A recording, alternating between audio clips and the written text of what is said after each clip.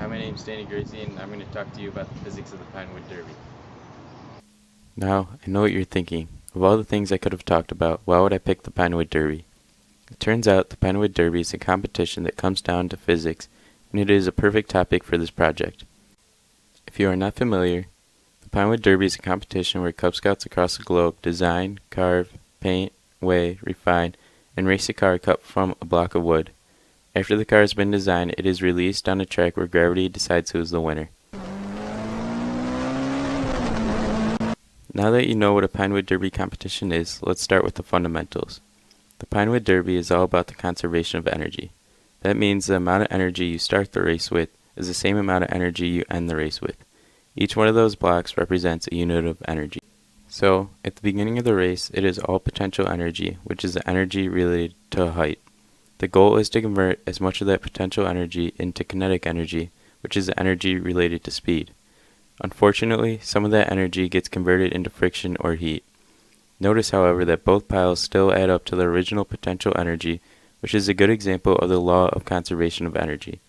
If you can reduce friction, that means you are going to have more kinetic energy, and that is the key to winning the race. The question is, how do we maximize our kinetic energy?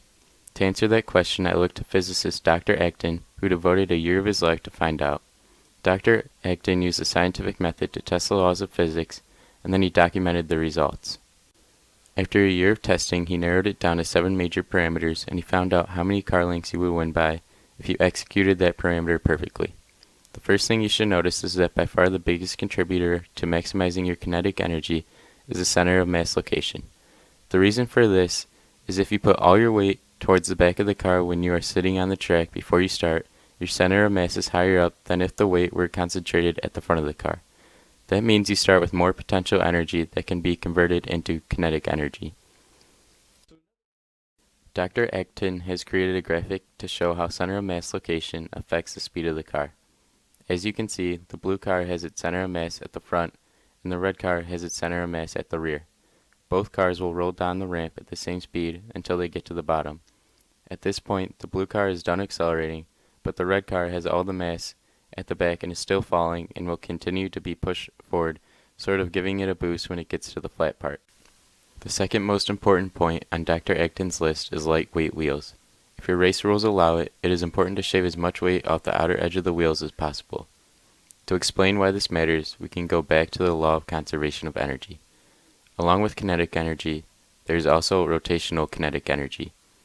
The rotational kinetic energy is the energy of the wheels rotating about the axis. By having lighter wheels, we can minimize our rotational kinetic energy, which means more energy can be used as kinetic energy. The third point on Dr. Acton's list is aerodynamics. If your car is not very aerodynamic, it is basically just a form of friction, which obviously takes away from our kinetic energy. Basically, the more streamlined your car is, the fewer air molecules you have to push out of the way. The simplest way to make your car aerodynamic is simply cutting the original block of wood diagonally in half. By doing this, not only do you make your car more aerodynamic, but you also move the center of mass to the back of the car to increase your potential energy. Thanks for watching. I hope you enjoyed it. Hey, brother.